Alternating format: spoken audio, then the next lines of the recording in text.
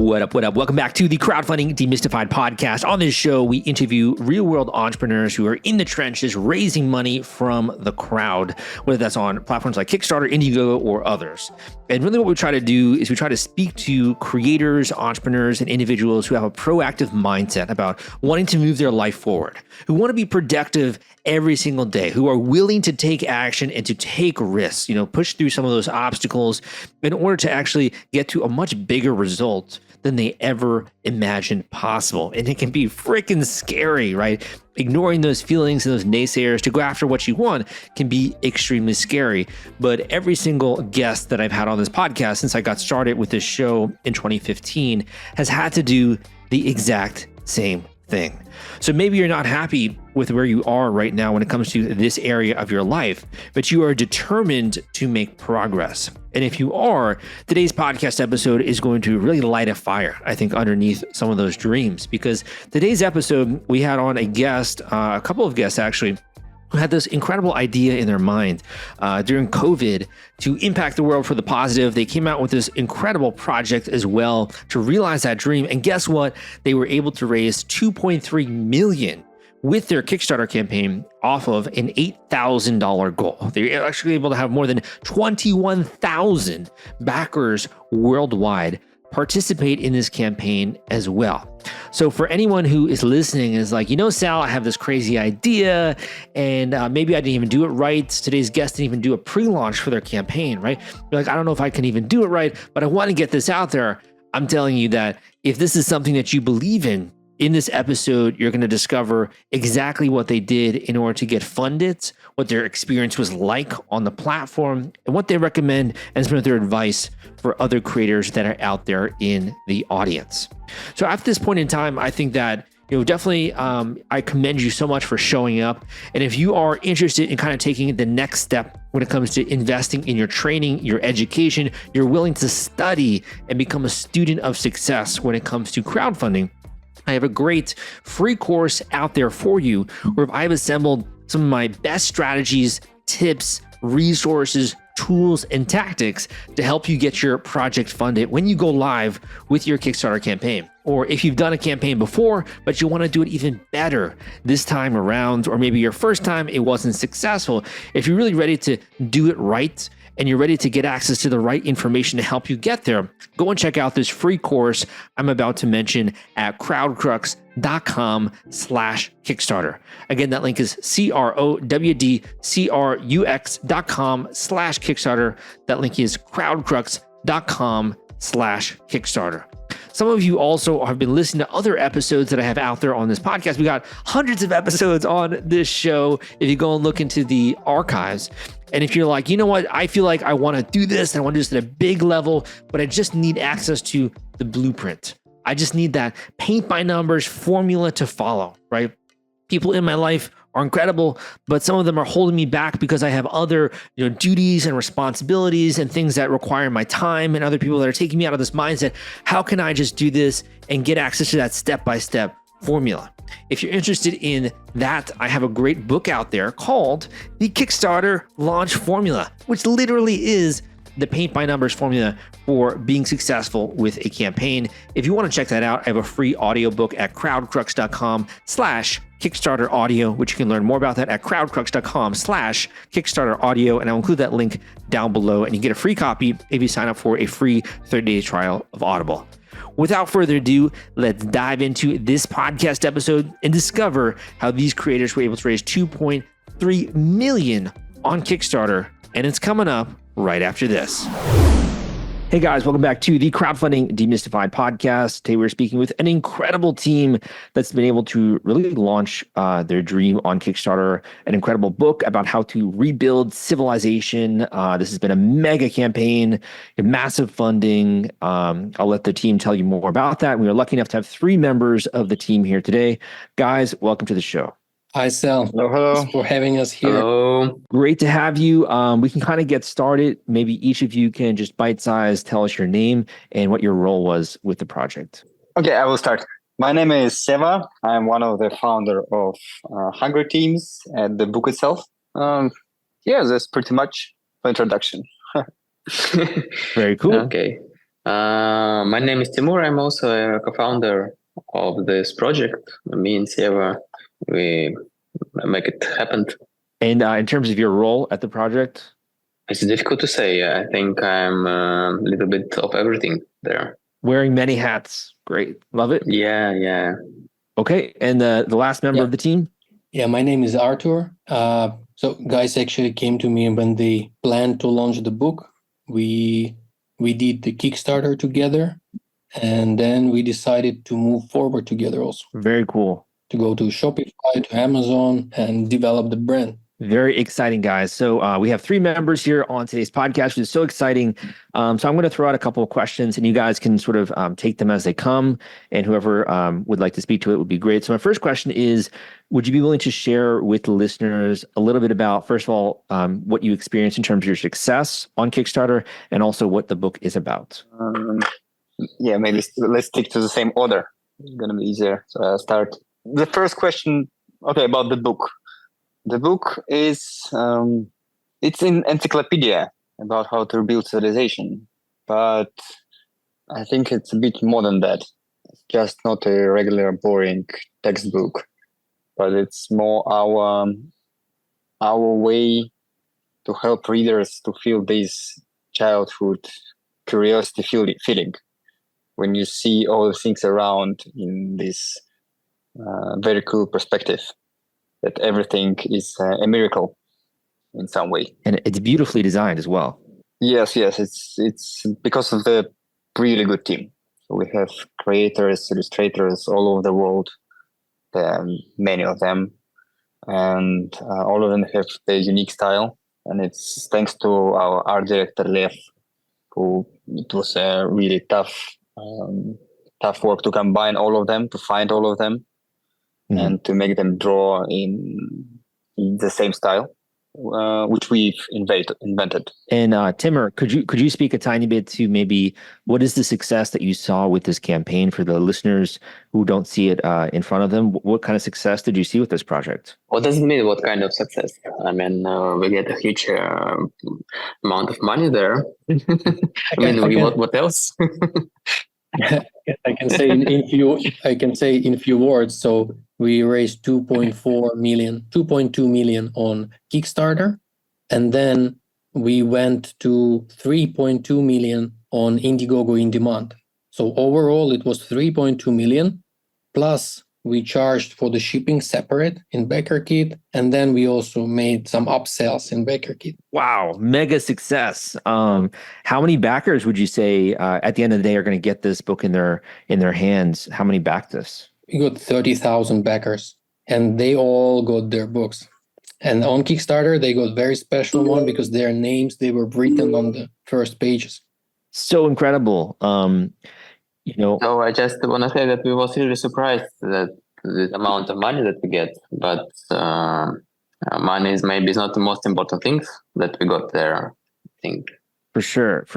More important that now we have opportunity to make more books. So we have our little publishing house, Hungry Minds. Very cool.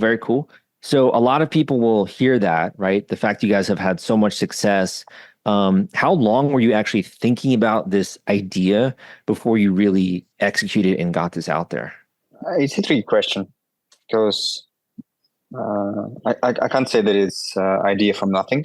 Like there is no ideas that came from nothing. I think many years before, it was a hobby, thinking about how different things works. And it was hobby.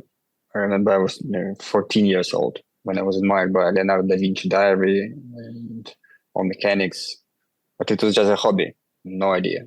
And actually COVID changed everything. The very moment we stuck in Japan with my wife during COVID, the borders were closed. There were literally no tourists. All local people were sitting at home, and we were on the island of museums, Naoshima. And we were walking around the island completely alone. And it was at the beginning of COVID. Everybody were pretty depressed and unsure about the future. And we started to think, what if it is the beginning of the end? What if 99% of the people will die And at this moment we realized that me and my wife, we were useless. I was doing logistics business. She was an artist, and we were way too far from rebuilding civilization. And then I realized that it might be very fun to make the book and to dig into it, to find out how to rebuild civilization. And immediately I texted Timur, because we worked together on other cool projects. And I knew him as a very creative guy. Yeah, I just texted him, Timur, I have an idea. Let's just do it. And it starts like doing something for fun. Mm-hmm, mm-hmm. I think it still is. Yeah. It took us around 6 months after that to prepare the campaign, I think. Mm-hmm, mm-hmm. So you were working on it for 6 months. You had this idea for a long time, right? It sounds like. Yeah, but we wasn't in a hurry. I mean, we just make it for fun for ourselves, creating the spreadsheets, trying different styles, and so on. Did anyone around you say that this was like a crazy idea, or did anyone around you kind of doubt that you'd be able to be successful with this? I think Timur, we didn't even discuss it with anybody. Yeah. I'm not sure to tell anyone about it. It was like, let's do it, and let's get fun. And we didn't. I think we've never ever discussed with you even our possible success. Yeah. It was like, okay, maybe we'll get like $200,000-$300,000 maximum, and it would be really good. That was our maximum expectations. Yeah, I remember that Timur was worried, like, what if we raised less than, 150,000? How do we make the book then? Maybe we make it smaller and so on. I remember there were such concerns to raise more than 100,000. It's scary. Yeah, it's a lot of responsibility, right? Yeah. But then, like on the day one, we saw we spent $100 and we saw ROAS 20, and then it was like ROAS 10 maybe. So that was great. Yeah, I think we raised $500,000 in first week. That's insane. That's so incredible. So to kind of backtrack here, though, in thinking about this, you were doing it for fun, right? You weren't exactly sure how it was going to work out when it came to that. Did you do anything ahead of time, or just kind of announce this on Kickstarter? Yeah, I think we didn't make any Prelaunch. We did, but it was like not. I would say we did just a little. Okay, it's like a little bit of marketing, but you were just kind of leaving it for the crowd to see whether or not they liked it, right? Yeah, we were leaving into the crowd. I mean, we were ready. We had a lot of experience with crowdfunding. We made some million projects before, so we knew how to launch it, but we didn't do any pre-launch. That's so interesting. I didn't know.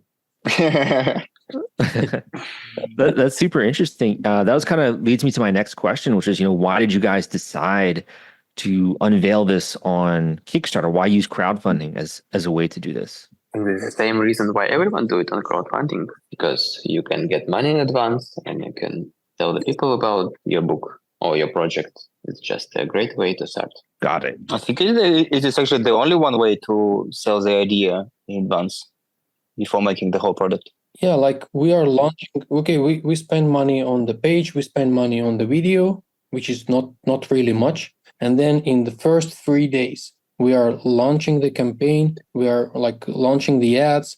We send the newsletters with the newsletter partners. And like in first 3 days, we can see already if project flies or not. And then, okay, we can cancel it on the day 5, for example.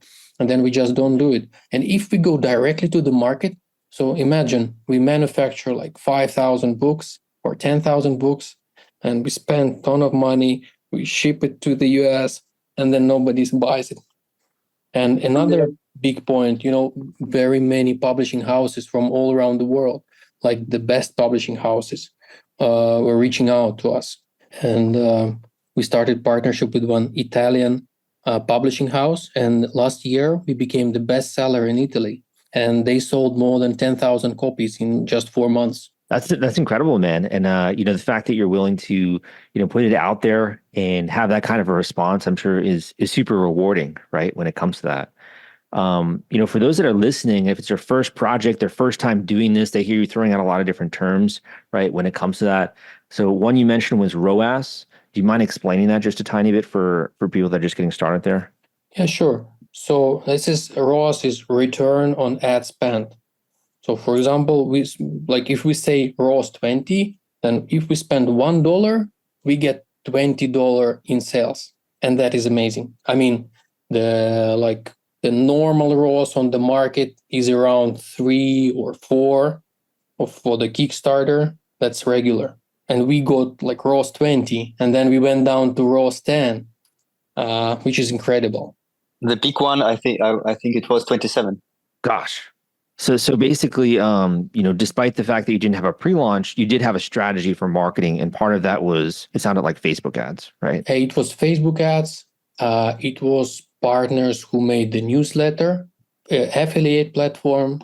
Very cool. Very cool. Yeah. But we were not ready for everything. For example, we definitely wasn't ready to spend so much money on advertising because we didn't know that it would be such a success. So in the middle of campaign, our own money finished to spend. Wow. To spend it.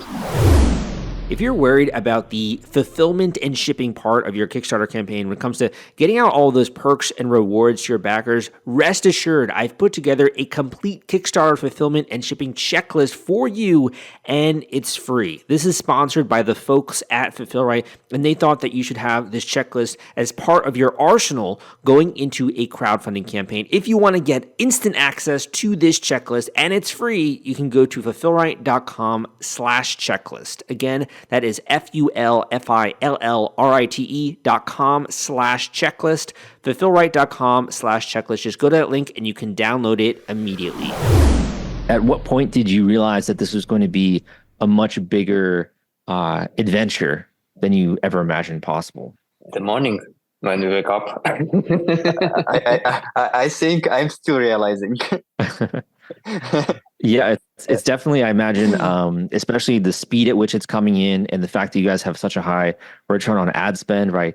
To be able to experience that must be a little bit overwhelming, right, when it comes to that. And just advice for your audience, like if you are in such situation that advertising is converting very well and you are running out of money, so there is a company called Sprint Fund, and you can reach out to them. And then another thing is your marketing agency. So you can try to agree with your marketing agency to maybe provide you some credit line.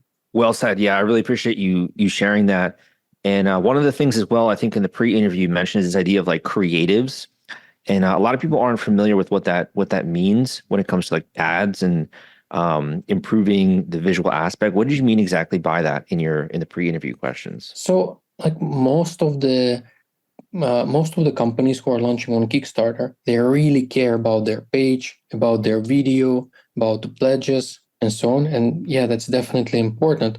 But number one thing are the creatives, which your agency will run on Facebook. Because if your creative doesn't work, people will never see your campaign. So you need to really focus on making cool creatives, and you need to make them in a really different style. So because you never know what works. For example, for us, we had a lot of creatives and we were generating them all the time. We had different 3D CGI. We made a lot of our illustrations. We animated them. So we had a lot of them. And the number one was actually our book on the gray background, which brought us more than $400,000. So you never know which one works. And we also made maybe 5 or 10 different videos, and they didn't really work. But our cover of our book, that was the most converting creative.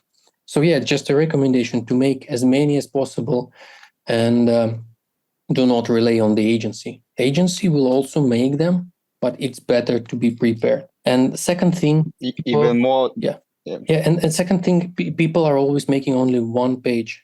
But for example, when we were on Indiegogo in demand and we were changing our page, the conversion was changing also. So we were changing the blocks, we were changing the content, we were adding some infographics in the beginning of the page, which gave us some credibility, and that really worked.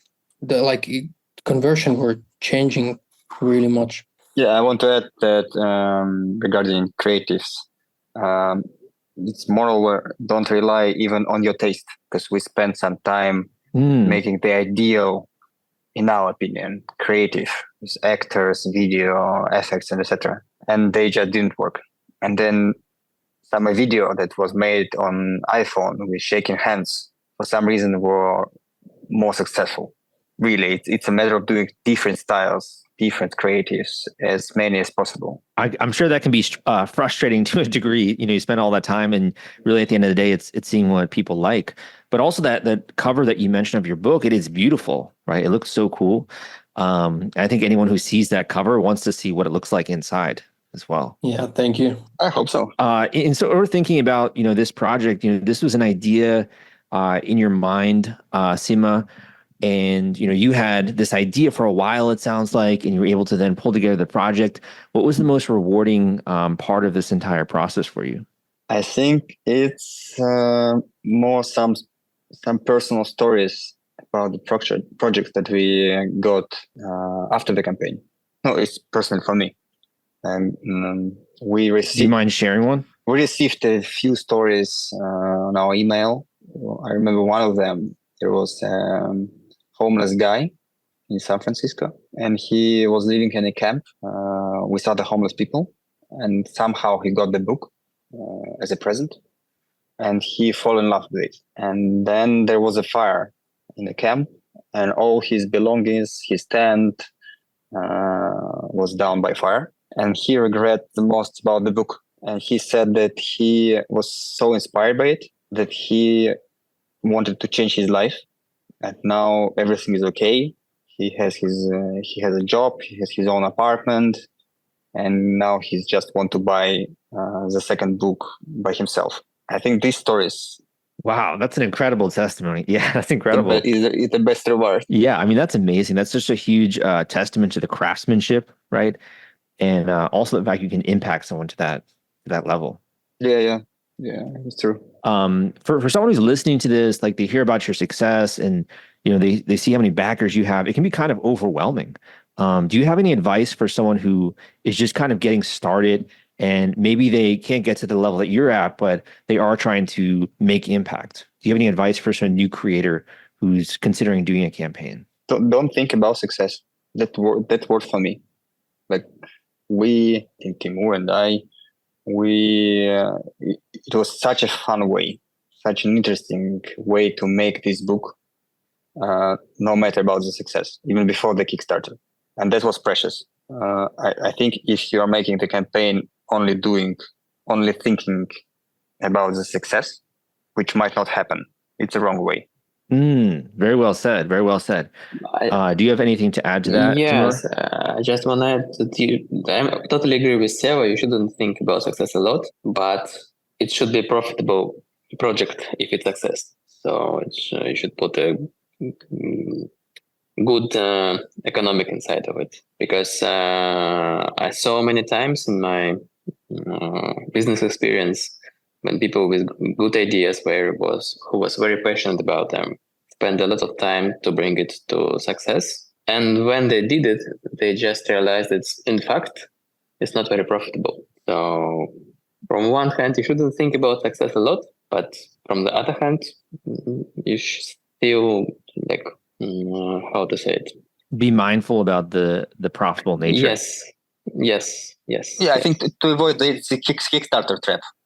It's like when you launch the idea, you succeed, but then you realize that you didn't think about logistics, about production, about talking with customers and hiring more people, and in the very end, you are minus.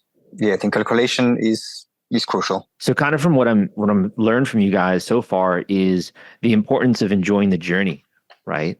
And enjoying the process that you're going through, and also focusing on the craftsmanship and really doing something that you're passionate about. It sounds like has been the key driving factor here. Yeah, keeping numbers in mind. Yes. Well, I do have one or two more questions for you guys, but before we get to that, where can people learn more about your book? Where can they learn more about your work, upcoming projects? Where can they learn more about what's coming here? It's howtorebuildcivilization.com. Great. So I will make sure to link that up in the show notes. And do you have any interesting announcements that are going to be coming out that you can share with us? Or are you considering doing another project in the future? Yes, we just finished another Kickstarter campaign for the new book, Anthem to Humankind. It's very different. It's a different book, different kind of book. It's a story about Noah Kaplan, the last survivor Earthling, who was saved by aliens, who was passed by the Earth on the alien ship. And they saw that the Earth was exploded, and they passing by and saved this guy who was an illustrator. And when Noah Kaplan, what? Luckily, yes, he was an illustrator, a good one.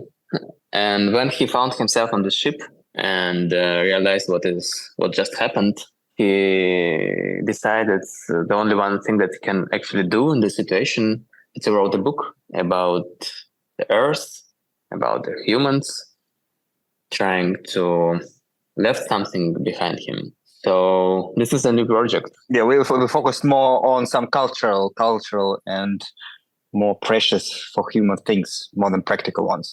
In looking at this project, your newer project, you also have that classic, beautiful art style, which you guys are pioneering.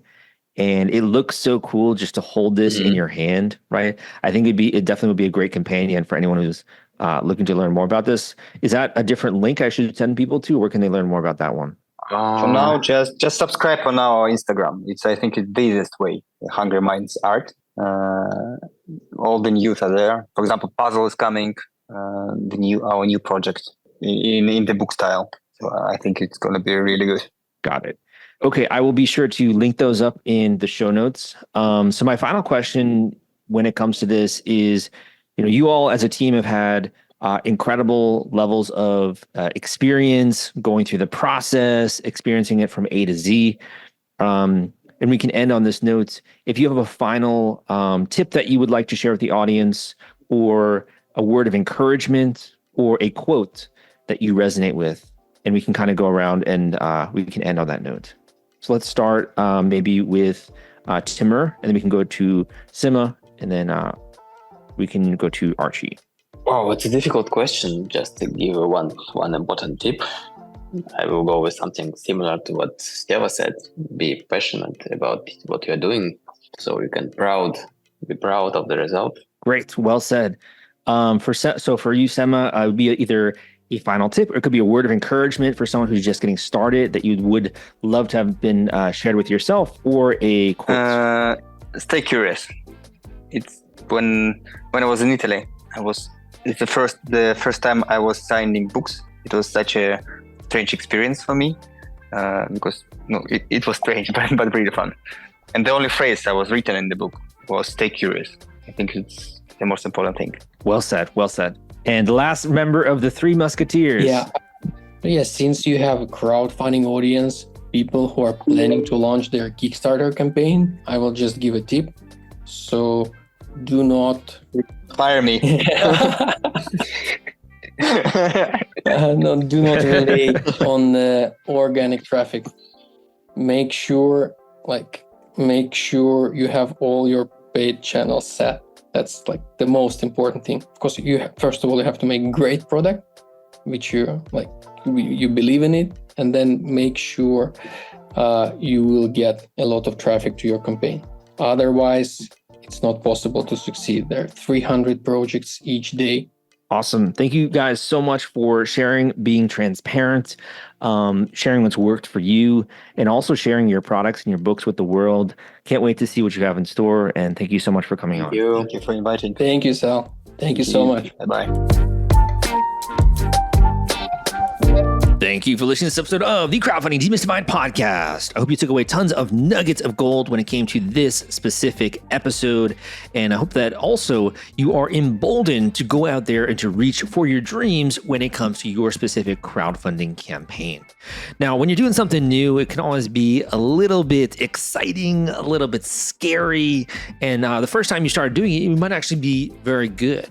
It kind of reminds me when I first got started doing fencing back in the day. So actually, I grew up in Massachusetts. I started taking fencing classes at the town over for me when it came to where I was living.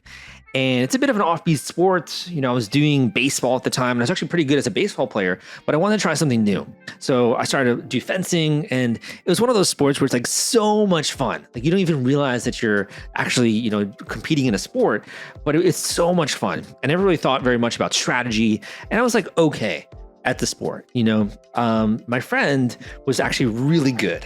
And I was kind of like almost a little bit jealous, a little bit envious because he was going to these fencing competitions and I wasn't really bold enough, or I was a little bit scared about this idea of competing with other people because I wasn't really the best, right, when it came to the sport.